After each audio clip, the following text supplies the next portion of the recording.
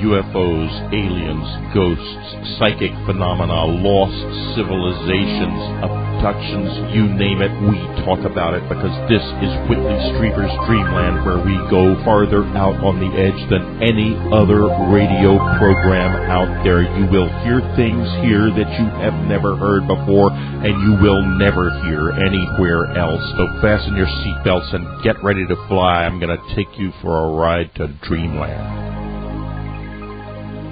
Welcome to Dreamland, a tremendously exciting show today. First, Robert Bruce, then Linda interviews the angel light inventor. That's right, the guy who's claiming he's invented something that can see through walls. The French government allegedly has paid him a lot of money for it. A lot of scientists are fascinated, waiting for the other shoe to drop. Is it a hoax or is it for real? Well, he says he invented it because of a dream. Listen to him tell his story and make up your own mind.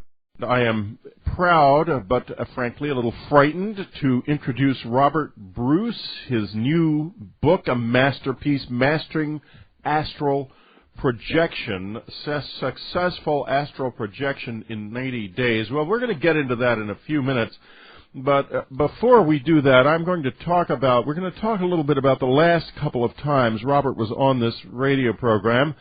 All hell broke loose in my life. We talked about his book about psychic self-defense. That book, Robert, what was that called? Mastering Psychic Self-Defense? I forget the title of it. Practical Psychic Self-Defense. That's right, Practical Psychic Self-Defense. And it was a perfectly fascinating program, and it was very popular with listeners. But afterwards, I proceeded to experience a psychic attack of no small proportions. In fact, it was the most bizarre thing I can remember having happened to me in a long time, and I've had a few things happen to me in my life that were bizarre.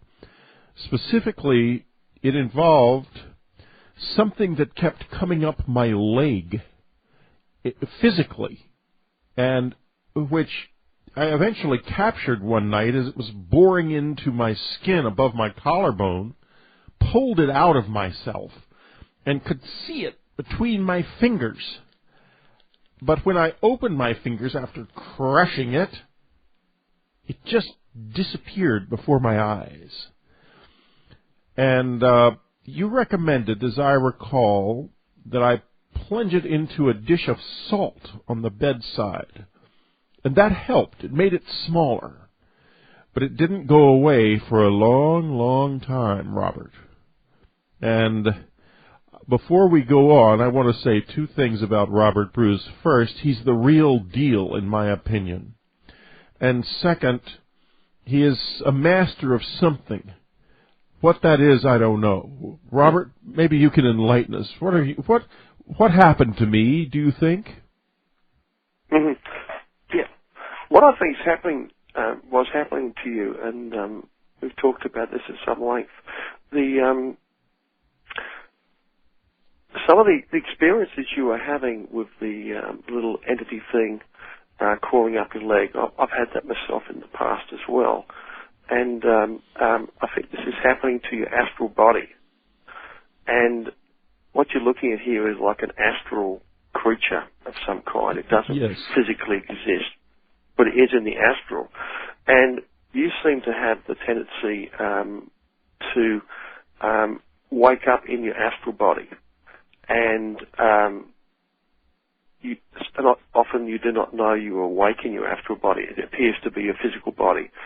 So in that particular state where you are awake in your astral body and you have like an astral creature interfering with you, it appears for all the world like it is a physical event happening. And the idea of plunging it into salt is a crystalline, absorbent crystal form. And if you plunge an astral creature into salt, it will absorb the energy out of it and demanifest it.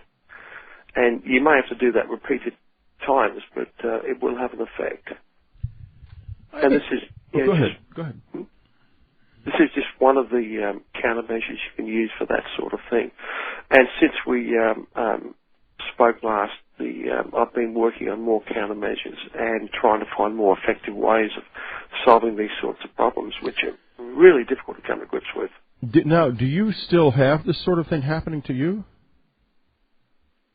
Occasionally, they come and go. Given the sort of work I do a lot of healing, occasionally exorcisms, and I tend to come across negative entities quite frequently, and occasionally you will pick them up in your travels. Now, and, of course, by travels, Robert Bruce is not talking about travels on any airplanes. Am I right about that? Well, a bit of both. I do quite a lot of astral projection, as well as the workshops I've been doing around the world lately, the last 2 years. But you can pick these things up in the astral occasionally, although it's more likely you would pick them up in the physical body when you are, helping people with these sorts of problems. Now, why? But I've become quite adept at cleansing myself. What are they, Robert? I mean, is the astral plane ridden with bugs and little unpleasant little creatures crawling around? To an extent, yeah. The best way you can explain this is, as above, so below. The astral dimension is a massive dimensional area closely linked to the physical, and for everything there is in the physical world, including bugs, snakes, spiders, lions, tigers, you name it, there is something like that in the astral. Well, I woke up one night. I have, it's true, had a few astral experiences, I guess. I woke up one night. This was after I'd spent quite a bit of time, weeks in fact, with this group of people who would meditate with me in the night, and they would come and you'd hear them, 7 of them, landing on the roof just after I started meditating, right above the room that I would meditate in. And they were coming every night, and one of them would come down into the house sometimes, and in fact spent some time actually living in the house. And one night, when we first met, when they first showed up, a couple of nights after the first time I encountered them, one of them, they began to want to see a review of my life. And they came across something in my life that could, I think, justifiably have been called a sin. I mean, I'm not a saint. I've done things that are wrong. And they were really rather nonplussed by this. Later that night, I woke up, and the roof seemed to be gone. And all 7 of them were glaring down at me from above, and behind them the sky was absolutely black and featureless without a single star in it. It was an awful darkness. Awful. And then, the next thing I knew, I was opening my eyes again, and the roof was back, but this time there were 4 enormous spiders hanging above our bed. Really huge, with great black abdomens with stripes on them like tiger stripes. This was not amusing, to say the least, because they looked like they were not stable. They looked like they were about to fall. And I was faced with a desire to get up and run away, or to turn around and go and get my wife out from under them, because she was asleep, peacefully asleep there too.